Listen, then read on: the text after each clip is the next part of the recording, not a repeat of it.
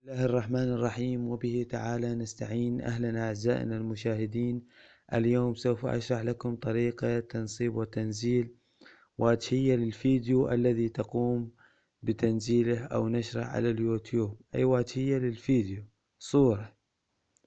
أول شيء ندخل كروم، طبعا عن طريق الهاتف. هاي الطريقة ما تحتاج حاسبة لأن كروم يدعم اليوتيوب بسرعة. ندخل على اليوتيوب من الكروم.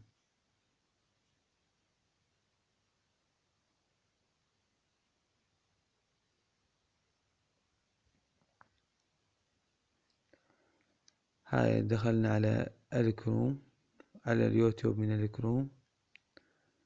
نضغط على خيارات، راح تطلع لك مجموعة من الخيارات. تختار طلب موقع الكمبيوتر كأنما حاسبة. ندوس على طلب موقع الكمبيوتر، راح يتحول اليوتيوب كأنما أنت فاتح حاسبة. طبعا على الكروم يسهل عليك العملية هاي. طبعا أنا فاتح حسابي.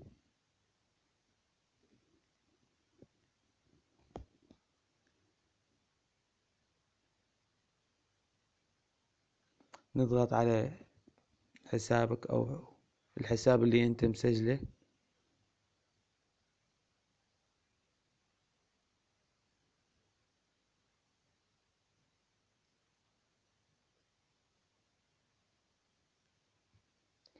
يطلع عندك استوديو مبدعي المحتوى.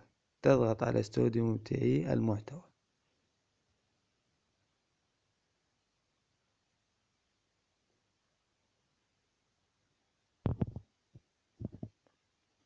راح يظهر عندك يعني الفيديوهات تبعك، ويعني قناتك، الإدارة مال قناتك. طبعا أنا رابط حسابي بجوجل آدنس وآدوردس، حساب آدوردس اللي يعطيك ميزة اللابلاغ.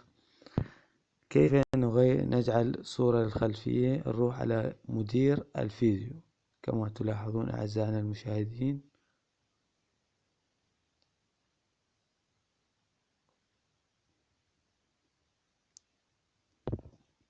تطلع مجموعة من الفيديوهات. طبعا مثلا نختار واحد تعديل، خيار التعديل.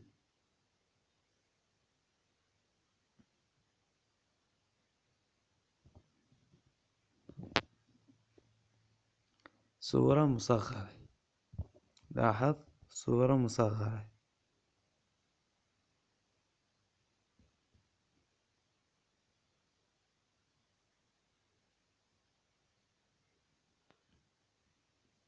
بسم الله الرحمن الرحيم.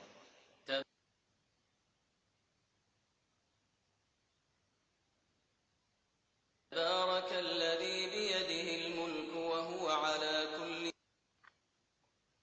شيء انت قدير. وين ما موجودة صورتك او الصورة اللي تريدها تروح عليها،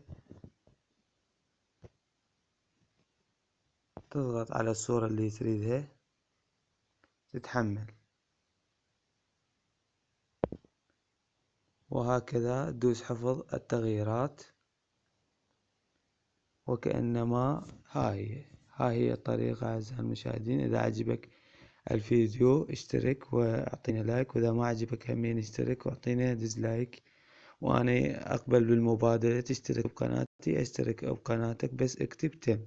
وشكرا لكم.